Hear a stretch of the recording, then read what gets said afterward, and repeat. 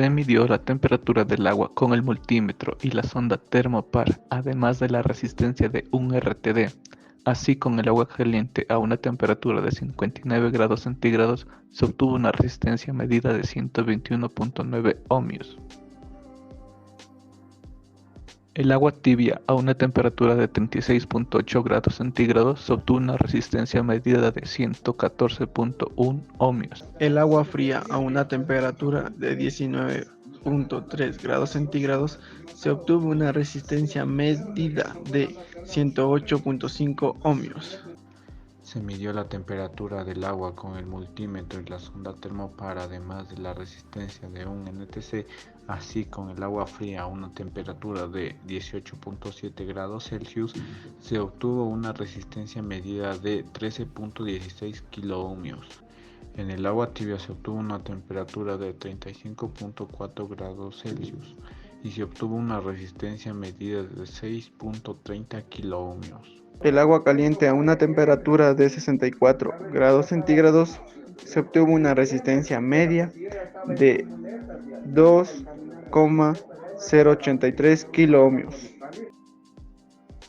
En conclusión, la práctica de los transductores de temperatura, tanto como el RTD y el NTC, es fundamental para comprender los principios de la medición de la temperatura y adquirir habilidades prácticas en la utilización de estos dispositivos.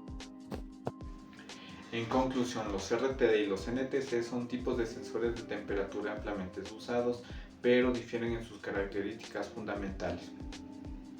La aplicación de ellos será dependiendo del uso que le queramos dar en los sistemas de control que se esté utilizando y también de las necesidades específicas que necesitemos, que podría ser su precisión, su rango de temperatura y su costo.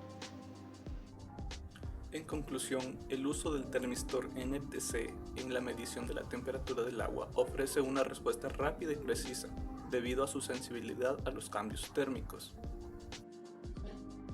Como recomendación, durante la práctica con los transductores de temperaturas como el RTD y el NTC, es crucial seguir los procedimientos de calibración adecuados, manejar los dispositivos con cuidado y evitar posibles daños, realizar mediciones en condiciones ambientales estables, registrar los datos de manera precisa y compararlos con los resultados obtenidos.